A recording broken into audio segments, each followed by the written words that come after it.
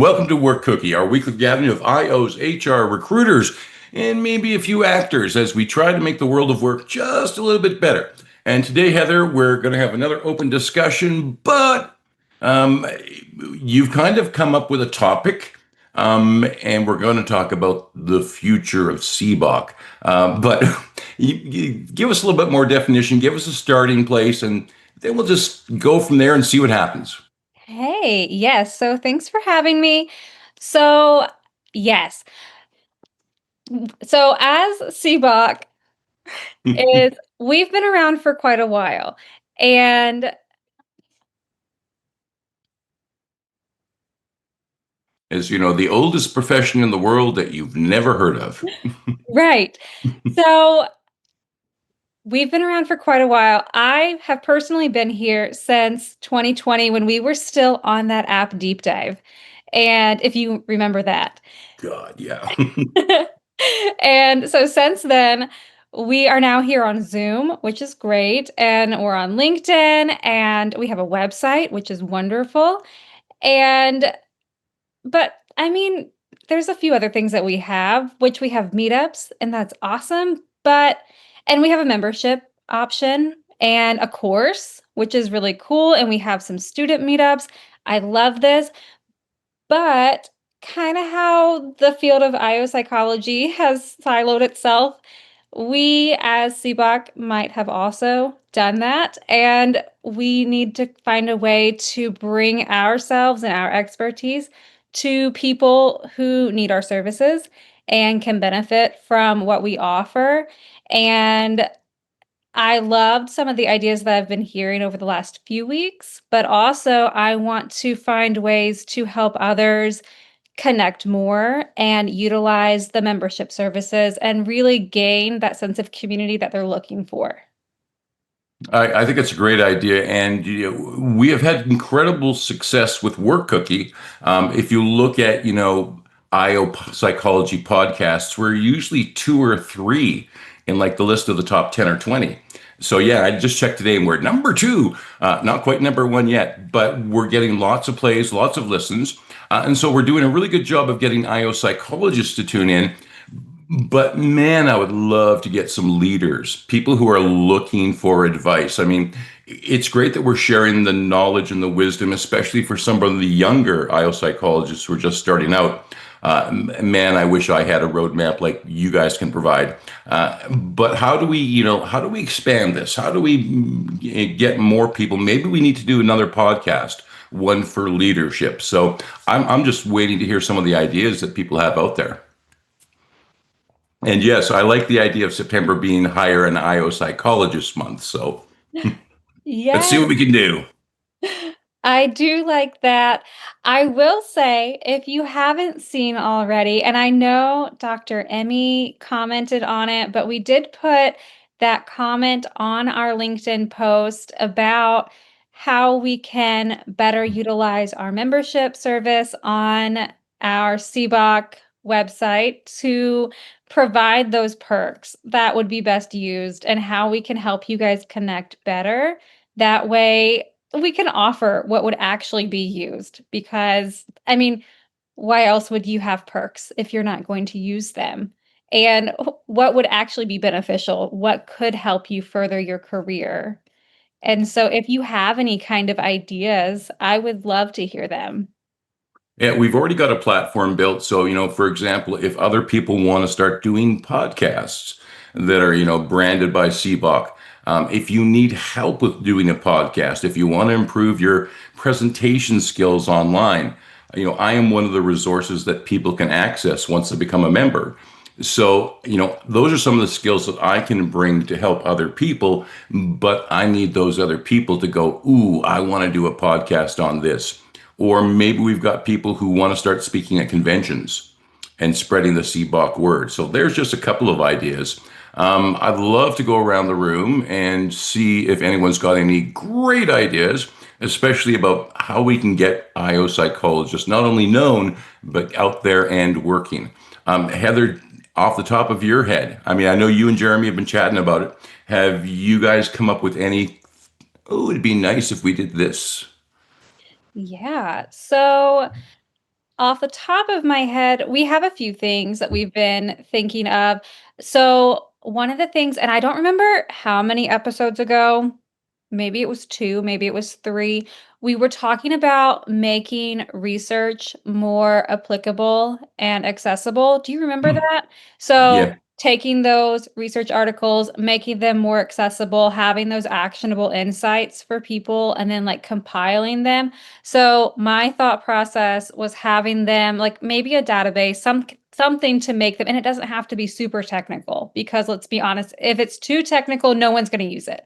But having it as like an actionable insights, but then we can also use it inside of a podcast, and then hopefully, ideally, people could listen to them. And if they can listen to them, or maybe they use them inside their workplace, and we can have them on as podcast guests and they can go over how it worked in the workplace. Or if you, as our listeners, use them in the workplace, you can give your insights. How did it work? Or what if it didn't work? Give us your failures. Let us know what went wrong. And I then, would love I would love to get some of the researchers that we so often quote yeah, onto the podcast so that you guys can challenge them in some of their findings. We talk about Kuzman and Posner, I think it is, all the time. Never met either one of them. So, um, Tim, I'd like to go to you because, yeah, you've always got some good ideas. You're shaking your head, but I think we can come up with something. That's what I get for shaking my head. It's like the teacher. You were staring at me. We're going to go to you. Yeah. So I like the idea, and as far as having the authors, and that's one of the ideas. Again, part of it, we have so many good people contributing. When I raise my little hand, by the time you get to me, it's just like, all right, someone else covered it. So thank you, Tom, for giving me this to be first. We collectively know a lot of people, and so I've thought about at a basis of even choosing a book. Like I'm a huge Simon Sinek fan, and I know a lot of you are also. The collective power, we may be able to, invite him on the show or someone connected to his initiative called the Curve for Law Enforcement. And that's one of the podcasts that I did. It was a one-off, and was me and the executive director for the Curve, just as a one-off for Work Cookie.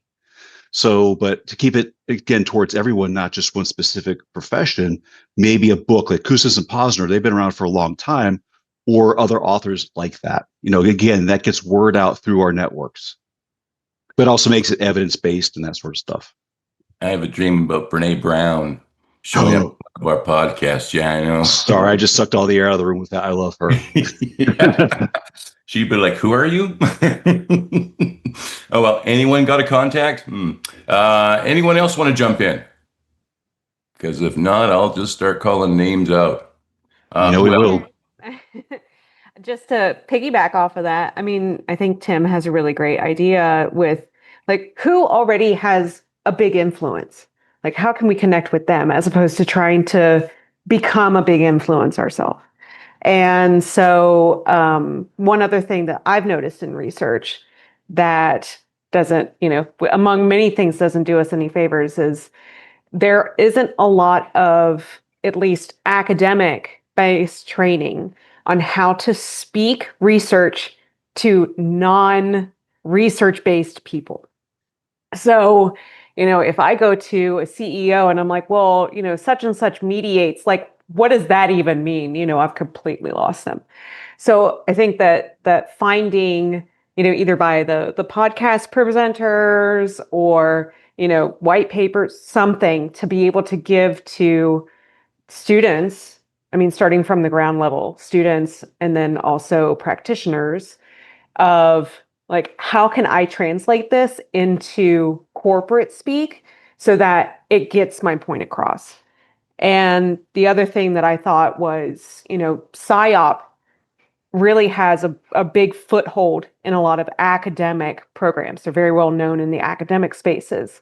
Well, most of us have gone through an academic program. So my question is like, who can we connect to on the academic level to help advertise that we're here too? I like that. Let's get to every university. All the things. They're all the there. time. Let's go to the big ones first. Dr. Emmy, let's go over to you.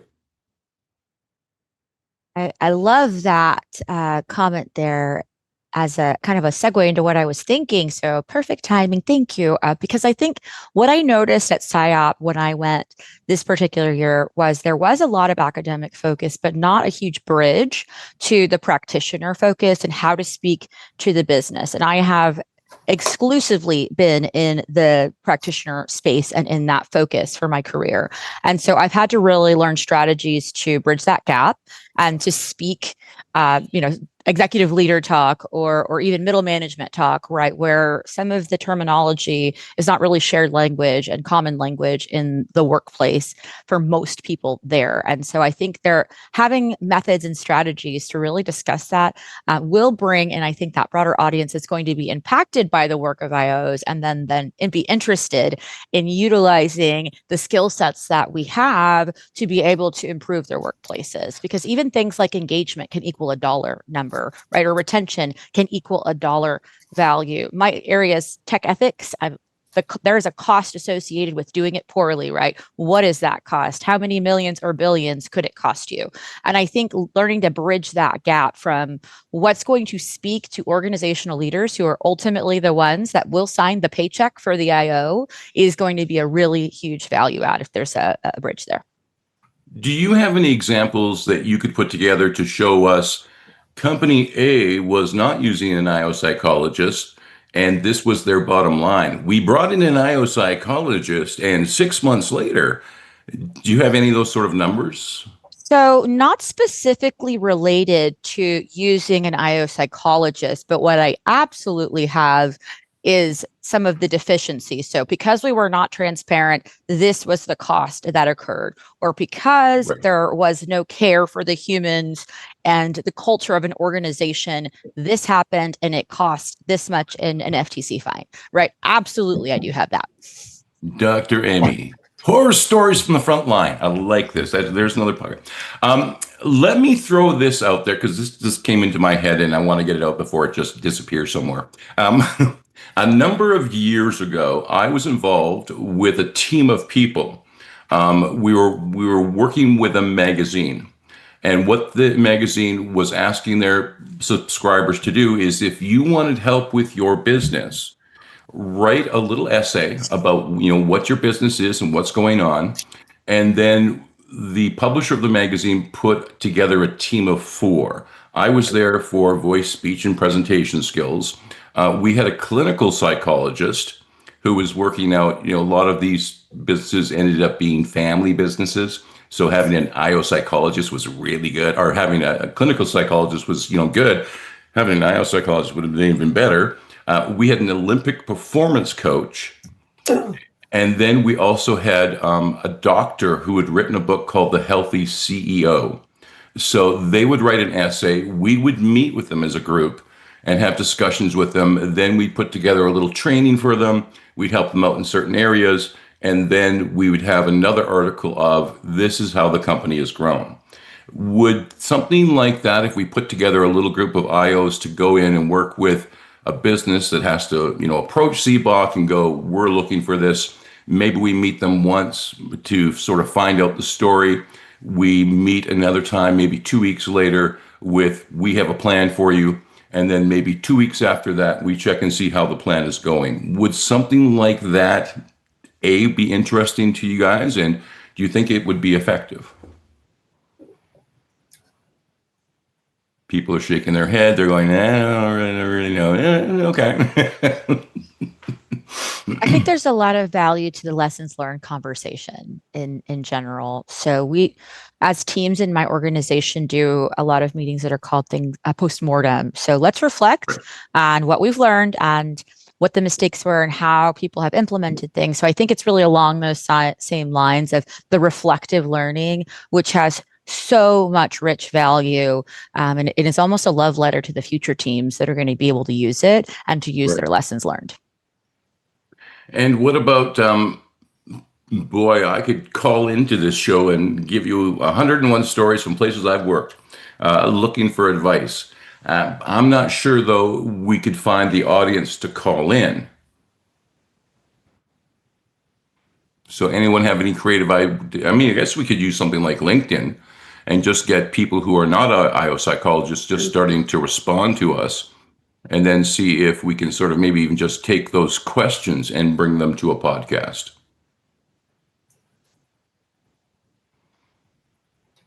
Is anybody doing any other social media that's been effective?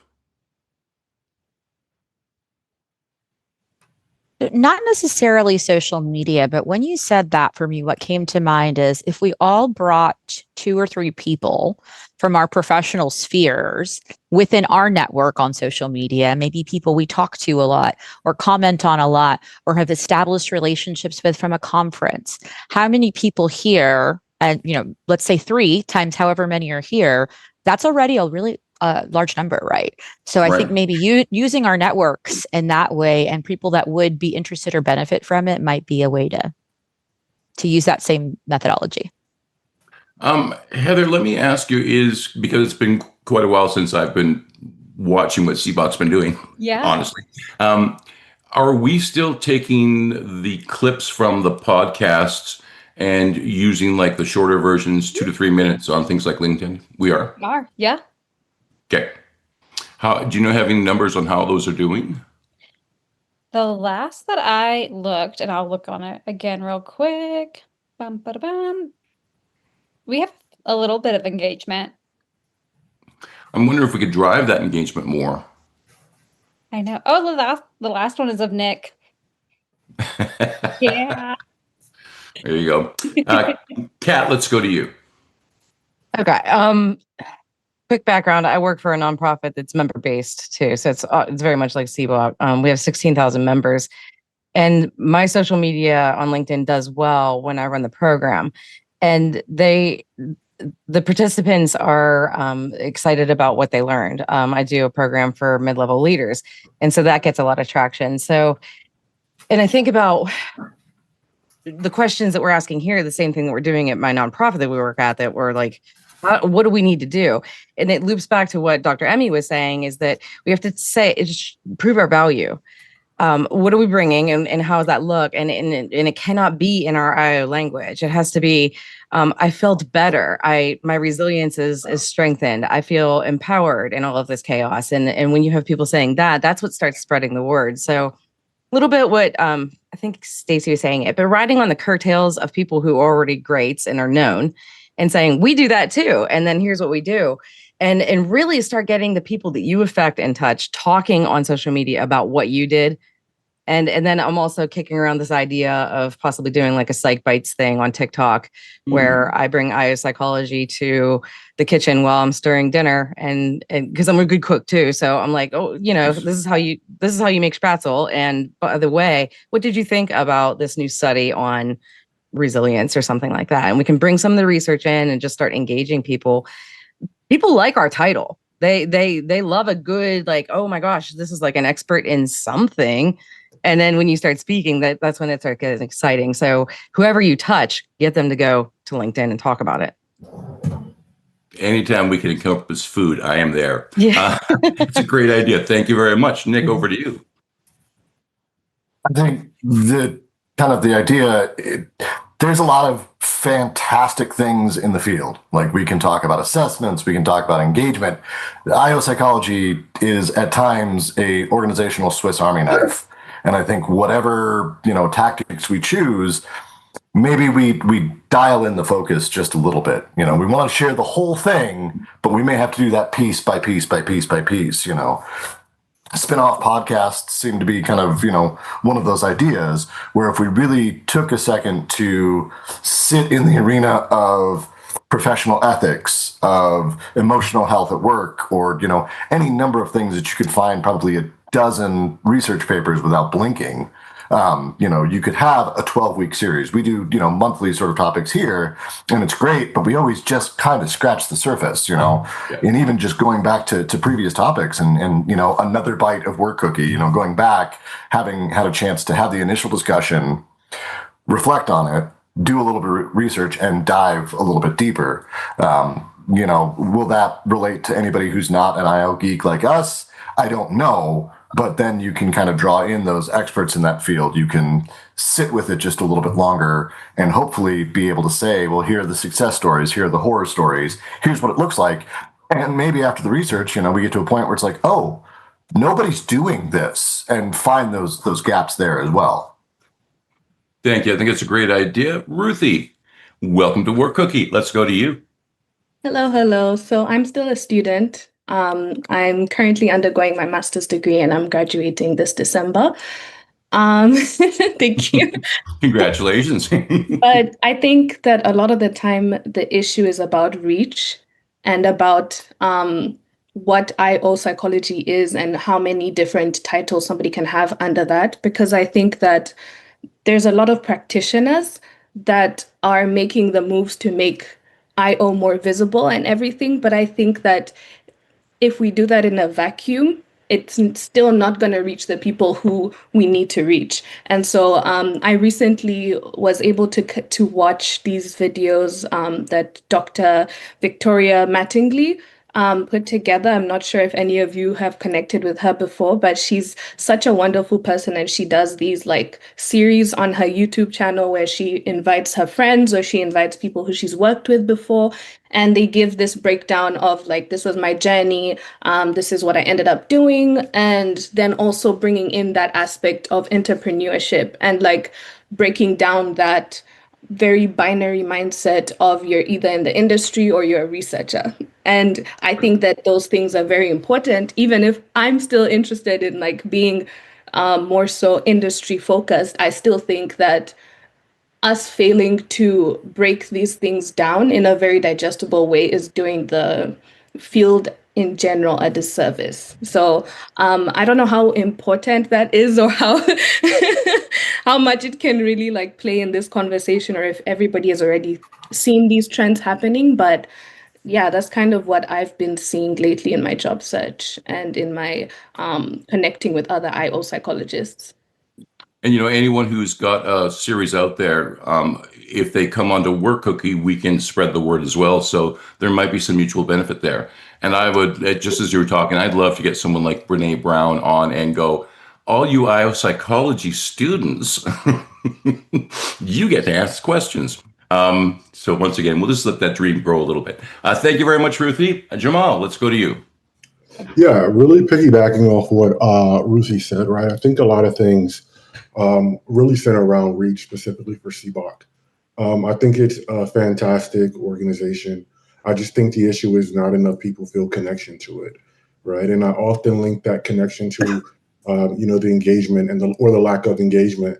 And I think that SEBOC can do a better job at just reaching out beyond LinkedIn, specifically for, I guess, like incoming or people like Ruthie who are graduating.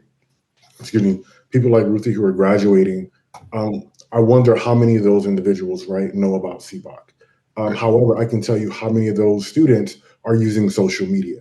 And I think, to her point, once you begin to humanize things and like show how it's actually used, I think it'd be very beneficial. Tom, you also mentioned going into organizations and potentially giving some of your time to those organizations to make them better. I think that, if we can get some more tenured people to also link up with maybe those students that's in their second year of their master's or people who eventually will be coming out to practice, I think that creates a really, really good opportunity. And I also think that'll draw in younger generations who are really looking to see like what work life is really like. And I think that it just benefits the organization overall. And I just think it could be very great. I think it's a great idea. And, if we could get some SEBOC clients, and then we could use some of those graduate students and they could get that practical experience working on cases. Wow, would that be great? Thank you very much for that, Jamal. That's a great contribution. Let me ask this question. And for those of you who don't know, I don't live in the United States. I'm up here in Canada. But as I look south, there are a lot of issues which aren't being talked about in business.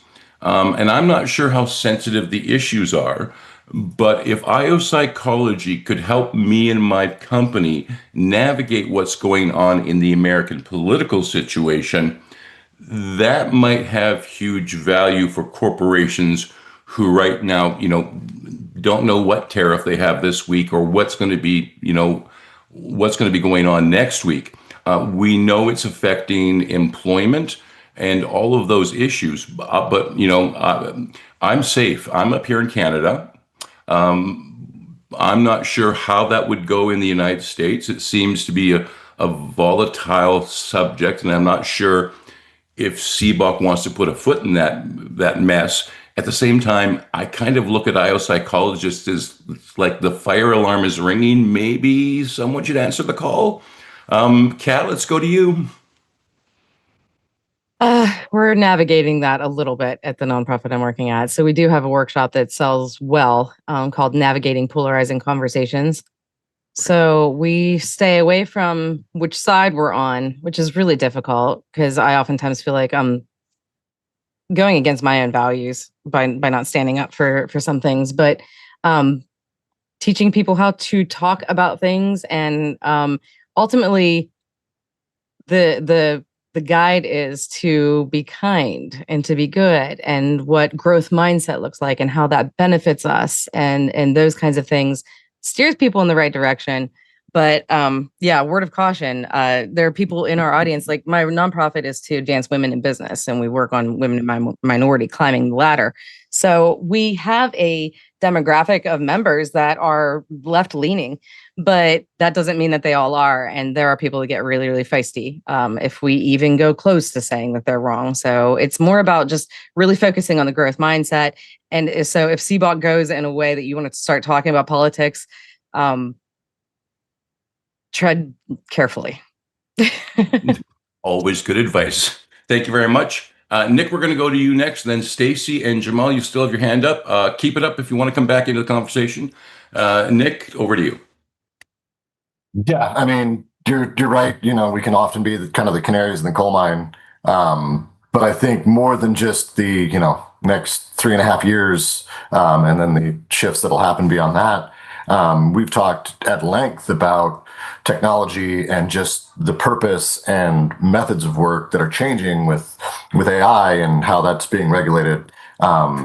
So yes, I think trying to focus on how do we have conversations about the landscape that we're navigating, but also realizing that the ground is shifting underneath us at all times, and so we have to be adaptable and flexible. And I think one of the cornerstones of what everybody wants to do in these conversations is shorten that gap between research and action. And make it as much real time as we can, because the situation is changing daily. I love the academic brethren and sisterin that we have out there, but they have to play a different game to get published and get noticed.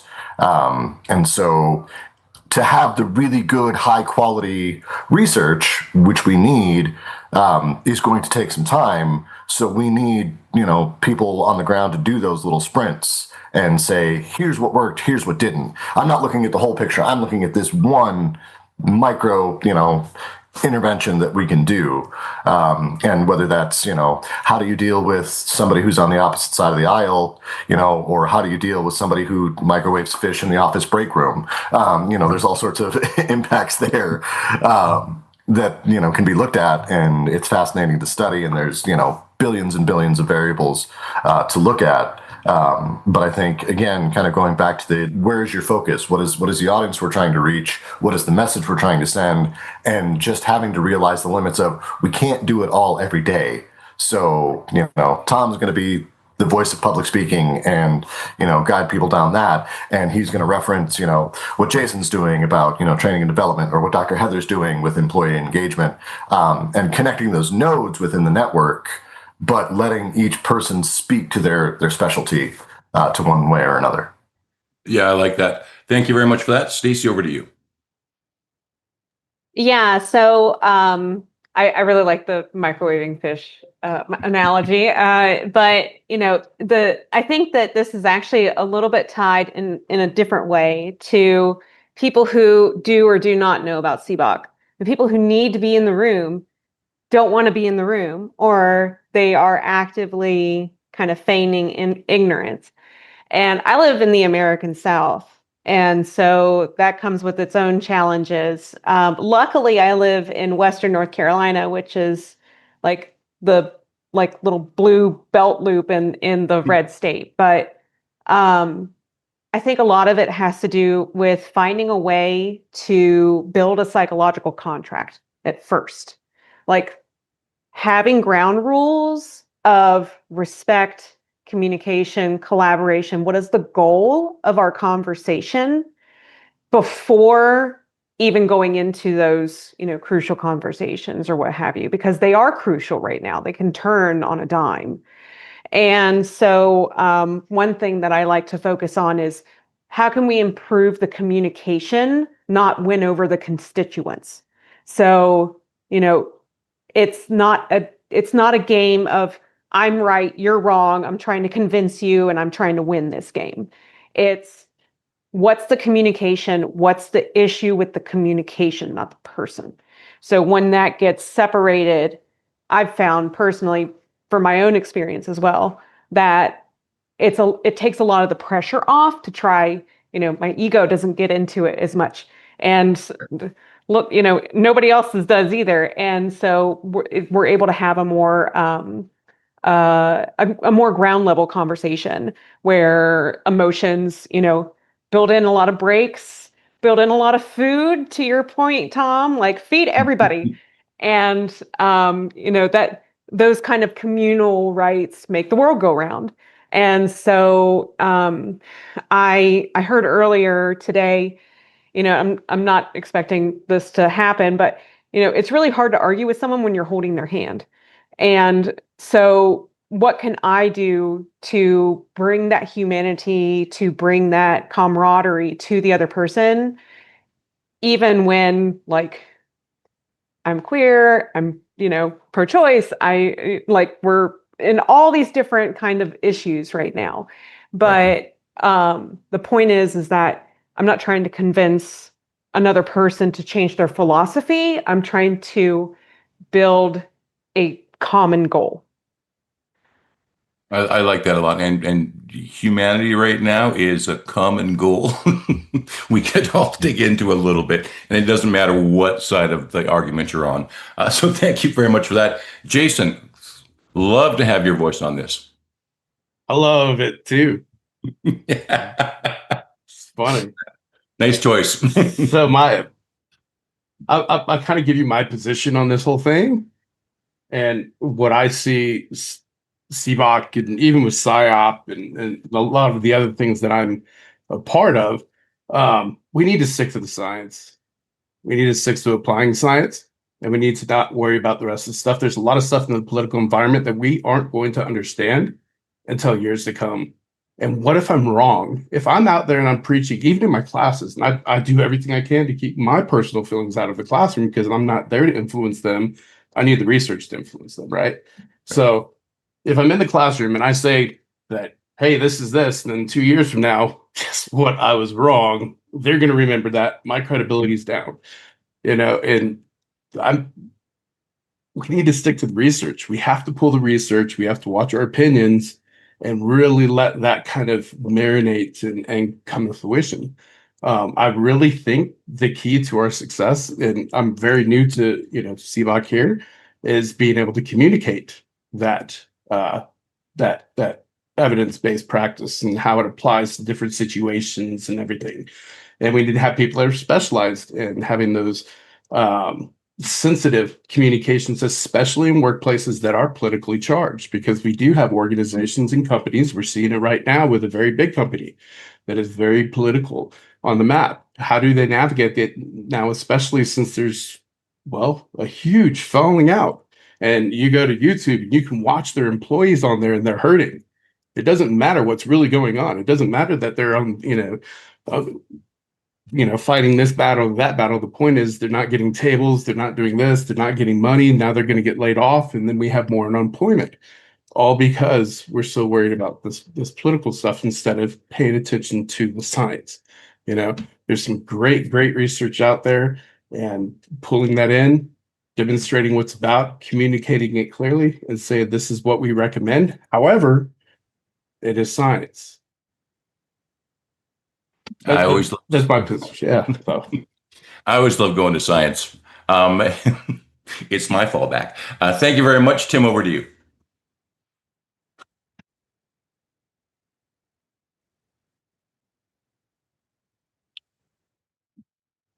Tim, are you there? If you are, your mic. Oh, yeah, there we go. Wow, I was first thinking Jason for that great point. I know y'all don't read lips. Jason, great point to that. And I put a resource in there about buildersmovement.org because, again, and I'm going to backtrack through these, great discussions, and my mind's going everywhere. I didn't write down all the notes, but that was the first kind of begin with last is Builders Movement helps us to bridge those communication gaps and in the workplace. And to Jason's point, they are suffering. This is a good call for IOs. And that's where I got to the point about change management. A lot of what I'm teaching and do the survey testing is within the realm of emotional intelligence. And one of the instrument makers, they actually just released one for change management and emotional intelligence. And so I found, as I've tried to change it for my world, is changing police culture and public safety culture, is I'm getting through the culture change through other safe topics from suicide prevention, safety awareness, things of that nature, where the bigger picture is culture change. But going through those hot button issues like recruitment, retention, and I'm working also with Simon Sinek's The Curve Initiative, is we talked about it, and I tend to go, again, I think it was Staci. I try to keep politics neutral because as working with The Curve, we were talking about during the interview, you stand to lose 50% of your audience as soon as you talk politics, religion, or something of that nature. So again, to Jason's point, especially as an instructor, and I love teaching, especially, cops, firefighters, and EMTs, we still work together as a team basis and see each other later on, and some things don't age out well. So I've had to rein in my stuff and be a lot more neutral. And again, at 58 years old, I'm still learning. And so I, again, shared the Builders Movement. That has organizations like that have helped me maintain my balance with that and to help bridge those divides, which very easily could have gone the other way. So again, as IO psychologists, change management and just kind of reframe the discussion. Yeah, I agree 100%. When I'm working as a creator, I don't care what your political views are. Can we work together? That's the only thing that matters. Dr. Emmy, back to you. Yeah, thank you. I love what both Tim and Jason were saying there. I think one of the fortunate things that I've been able to do in my career is work with global teams because my area really is remote and global and technology. I often work with people, especially from Asian countries, but I've gotten to work with people from Ukraine and Argentina, and I mean, just literally global presence within these teams. And what has had to transcend politics, religion, local culture even has had to be the shared humanity that exists within the team. And I lead first with that. It is why I designed this specific type of leadership model that I did, was to really be respectful of universal perspectives. So not even just political, right? Perspectives that transcend even politics, because politics look different a lot of different places. We have very two-party system here, but some places have 15, right? And then there's 15 different perspectives in fighting. And I think one of the things that this reminded me of is that we as humans are not brains on a stick. Like, we are fluid, and you as an individual may even find yourself having conversations with people that may not, where you agree with things that may not align with what is traditionally a political thing that you would be classified as by others, right? So we're dynamic. And because we have that sort of fluidity as humans, I think that leading with that then requires us to stick to exactly what Jason was saying. What is the evidence-based solution here? What is the science and research showing and demonstrating here? And how do I apply that? And it's not to completely disrespect your value systems, because I fully understand that. There are sometimes I'm in a conversation and I'll hear something with someone, and I have to take a pause and a moment to just internally digest and process before I respond, because there's the part of me that's me and my beliefs and my values that may get touched. It may be bruised. It may be a little bit hurt. But looking at a person as a person first, which is something we really have to do in an age where we are humanizing our technology left and right. People are falling in love with their AI characters, right? You can buy a robot wife out there who is compliant, who will never argue with you, and who will love you exactly how you tell her to love you, right? In this world where we have humanized our machines and our technology developments, it's even more imperative to lead first with the human that you're talking to. And remember, there is a shared inner experience that you and every single other human on this planet has. And that's where the importance of focusing on the science and the research and the evidence really comes into play. Yeah, and I think we need to get the messaging of that research out of there, because, we talked earlier, research is great, but if nobody knows about it. So maybe that's another vehicle. Thank you for that. Nick, back to you. Yeah, it's, again, things are moving a mile a minute. The headlines show up and everybody's grabbing for attention. I think that staying, trying to get to the facts or the truth or state of the research is the best idea. But also realizing that, work comes with a lot of emotion tied to it. And we are not clinical psychologists by any stretch of the imagination, but the human factor is there. The reactions are there. And you don't know why somebody has latched on to a particular idea, be it a good construct, bad construct. I don't want to pick on anybody's research, but there are some things out there that just may not make sense even when you apply the scientific method to them. But, it made sense to somebody, and now that executive is taking it and running with it. And I think we've talked a lot about trying to get, people, who are in the room that make the decisions into our world. But I think it's also a two-way street where we need to be, in organizations, in social media, in the messaging, we need to be getting into their arenas and bringing what we have to offer to those circles and spreading that message, that research, all that's there. Because, if they don't know, they can't do anything about it. And so I think that, deftly handling conflict and tenuous situations, and like Tim said, starting with the safe topics and finding that unity, as much as I would love to have a silver bullet that I could bring to every organization, it's just not there. There's too many circumstances and variables that you're going to have to tailor a solution to each individual organization, each individual problem. And, things that are not tended to tend towards chaos by the law, second law of thermodynamics. So you're going to always have to invest energy to keep bringing it back to people, keep bringing it back to something that works for the majority. Jason, we'll come to you in a second, but let me ask you first, Nick, because I look around right now and I see what's going on. And if I'm a business owner, maybe bringing in an IO psychologist is the best solution right now, but I'm so worried about just keeping my business running and not laying anybody off. So how does an IO psychologist come to an owner like me and go, I can help? Delicately. Again, it goes back to those things that we always say, how many ripples can you count out?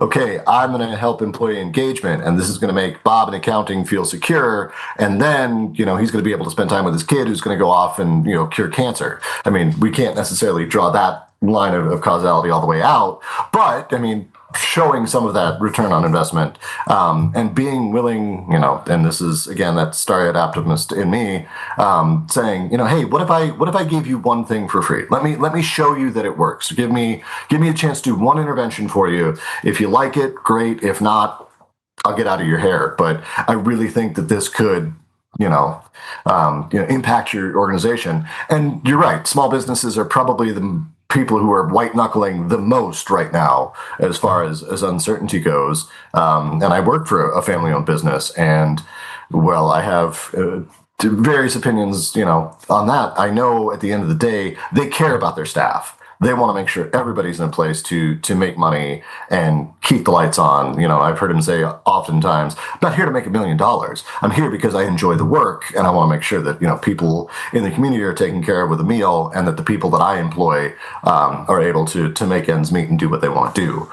And so I think you're going to get a lot of people who want to have positive impact, but are just so dizzied by the white knuckle reality of the spreadsheet and the temperament of business and things like that. That it's going to be hard to say, I know it's scary right now, but if we can look 3 months down the road, a year down the road, this thing is going to help you, and I'm going to take all of the energy to put it in place while you keep the day-to-day going, and I'll check in with you as that goes. So, I mean, it's just being a deft consultant, I guess, at the end of the day, saying, I have something that you need.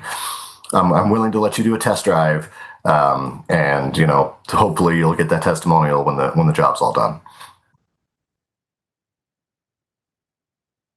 Sounds like we need a SEBOC sampler pack. Thank you very much for that, Nick. Jason, back to you.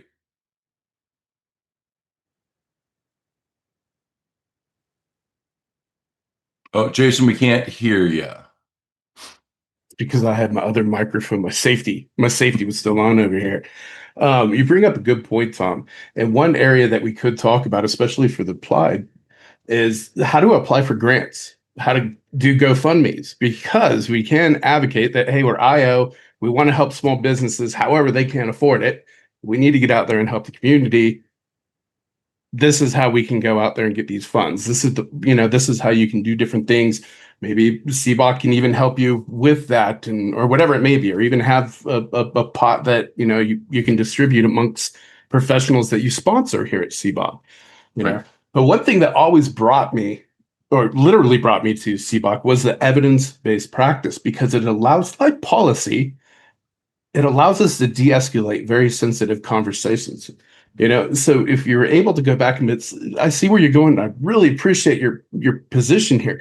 However, let's just look at what the evidence is saying and focus on this for a second. I'm not decrediting it. I'm not saying that you're wrong, but I want to focus here so I can help you understand how, by applying this methodology, it will help this part of your business alone, right? Because that's my purpose here. And then kind of using that evidence to redirect business owners and that kind of stuff. But that was one with Nick. That was some great call outs, and kind of had that idea. So appreciate you on that one. Thank you very much. Heather, how are things going in the chat? Have you seen anything, your little pieces of gold, maybe? No, not at this point. Do better, people. All right, Dr. Emmy, let's go to you. To kind of piggyback on that a little bit as well, one of the things I'm finding to be really strong in conversation is discussing risks. And what is the risk of not doing this thing? It often has a dollar value, as I said earlier, right? You can associate it with a dollar value, but I think risk speaks to business leaders a lot louder than enhancements, even sometimes, unless you're really qualifying that with a dollar value. A lot of people in business leadership are financially focused, and that's a reality that we're going to meet in every single interaction with a business leader for perpetuity, right? So knowing how to have a dialogue that will pique their interest, I think really does require us to maybe even jump onto the other side. Not what's only the value of doing this or providing this service or having this resource as a consultant. It is, what is the risk of not having someone help you in this area that you're struggling in, or with this cultural problem that is creating retention issues galore in your organization, and being able to partner with them to truly dissect the problem from that perspective. If you do not change, and you do not have someone who can do that with you skillfully, this is what the result might be. I am finding that to be such a powerful tool in conversations with leaders, and even with universities that I've been having discussions with about sharing some of the work that I've done, has been, if we do not equip students with this information, what is going to be the risk that they're entering the workforce with. So I think making sure that we have some way to bridge that gap and have that dialogue within this sector and sphere will be really valuable to organizational leaders. I like what you're saying, especially, speaking directly to the people who sign the checks. It's always a good idea.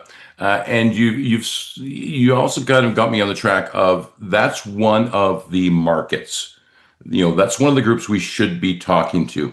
Are there other groups that we should be reaching out to? Well, I would say anyone that can influence those people, right? So, someone here, I think, talked about a little bit about middle management and that kind of being an area that they work in. Pre-Street, the next month is Leadership Month, and there will be someone specifically talking about middle management and leadership and the influence that they can have bidirectionally to make organizations move the dial on their change. That's something that IOs could really influence. And so I think that's really another area. People in the middle sometimes get caught there and feel the squeeze, but the reality is they have such a potent amount of influence up to the C-level and down to the front line. And so how do we connect with those people who have the bidirectional influence? I don't want you to give up any trade secrets, but what are you discovering is a successful way to make contact, to reach out to those people who are decision makers? Sure. So relationships is 100,000% the way that I would say that. So I don't usually do the cold calling thing very well, right? I don't do the cold conversation thing very well. I am way too warm and fluffy for that. But being in networking situations, whether it's a conference, at a university, somewhere I'm speaking, I find that people will connect first with me as the human.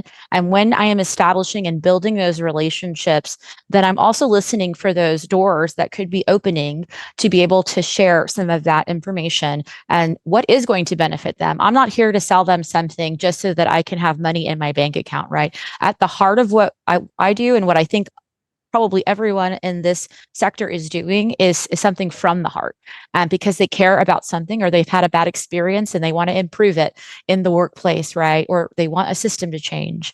And I think being able to establish those connections through relationship first, step one, and then being able to really speak to how you can help them. Thank you for that, but I like money too. And if you can make money from your heart, even better. Staci, back to you. Yeah, I really appreciate Dr. Emini talking about mitigating risk. Risk is such a big thing. It's such a trendy topic, I will say, in corporate. It has been for a while. And I see in the chat that Imani, forgive me if I didn't pronounce your name correctly, but the common denominator being money. Yeah, for sure, 100%. And for me, when it comes to reducing the risk, I look at corporate goals. I look at, budget proposals, reforecasting stuff, like those kinds of details, so that just like, because I'm in career coaching, so just like looking at a job description and apples to apples, like pull from the job description that you want to apply to. It's the same as if you're wanting to speak to the executive level, then you need to speak at the executive level in your discussion. And so finding what those vocabulary words are, those buzzwords, is something, what are the core competencies for the organization? And when was the last time that anybody ever visited that page? So because some of those things on paper, they're really important, but they're not important at all in practice. So finding out what is important in practice. Yeah, shared language for sure.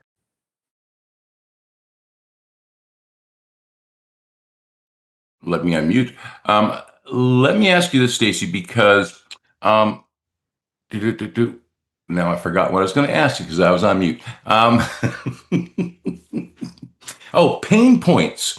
So when we talk about common terms and stuff, boy, there seems to be a lot of pain out there right now. Do you think if we, start getting those pain points out there, that would attract people? Because there's a lot of people suffering. Yeah.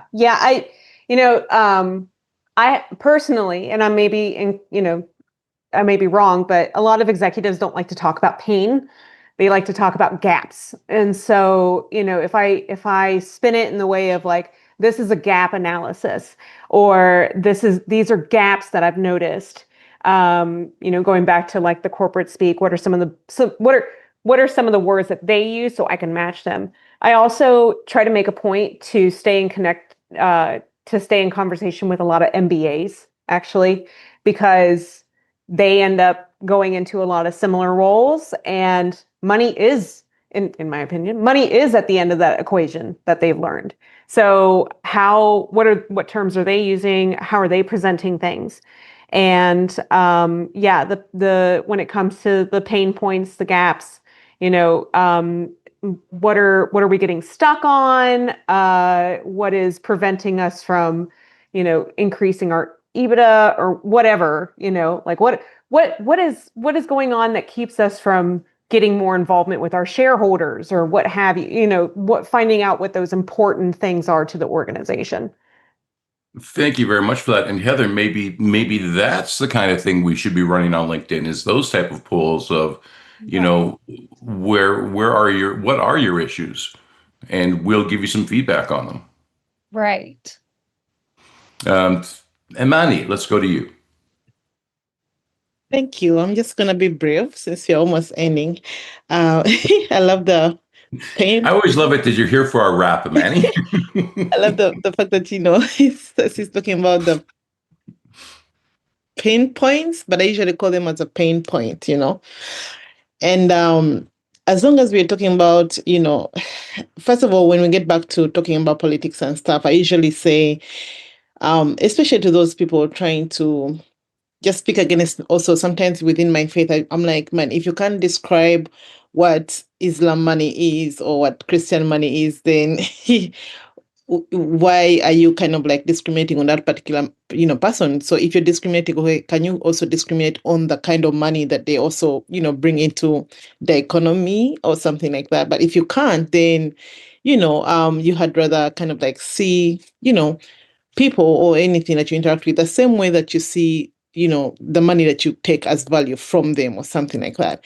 But I just wanted to point on the fact that we're going to be talking about all these things of what we can do for organizations and how we can be of value to this organization and stuff.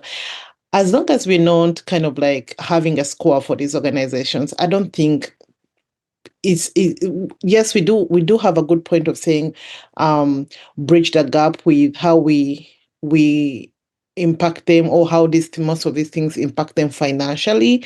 That's when they get to listen, because they understand that talk. But the other talk I think they really, really listen to, especially if it's about finances, is when they start scoring for most of these issues that they don't really want to address, that IO as psychologists really help them on to kind of like, save the money on things like sewing and stuff. We need to also kind of like zero in and empower employees. Something I'm seeing that's going on TikTok right now. Most people who are really getting engagement are the people who are talking about, employees on how to document every day, taking them that you're a mini organization inside an organization. So you have to transact like an organization by documenting every day your how you talk to people and stuff, especially now with all the layoff going on, that the unfair terminations and stuff. So I think we also, as organizations, need to look also on that other side of things, not acting like as if we are lawyers or anything, or we are into the law. But I guess we do have that part of whereby the EOC, we do have employment law within our field that we need to speak on. And I think it will also kind of like resonate with employees so much.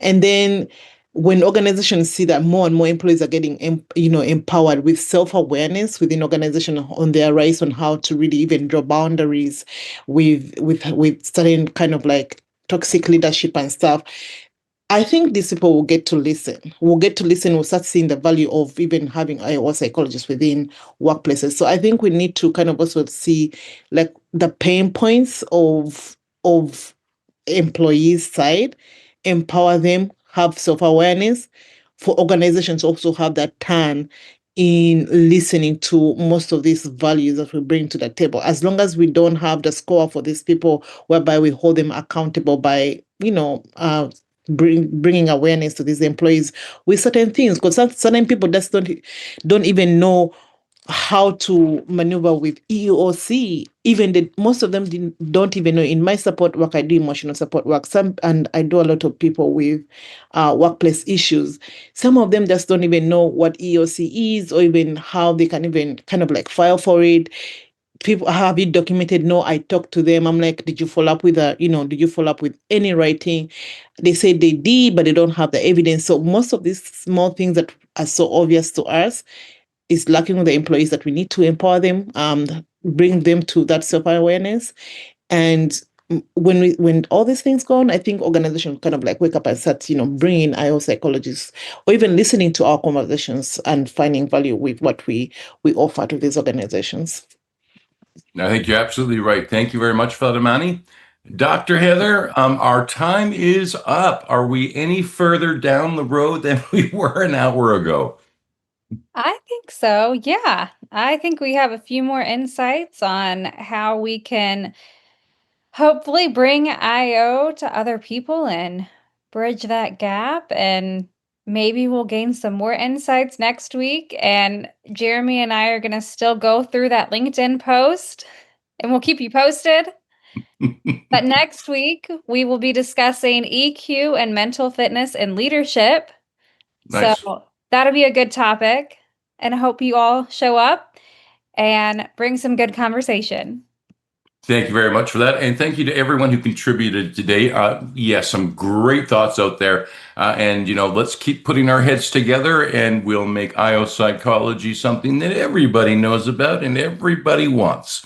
There you go. Thank you, everyone. And Heather, if you want to count us out, we'll see everyone back here in 1 week's time. I love it. See you guys next week. Bye, everyone. 5, 4, 3, 2, and 1.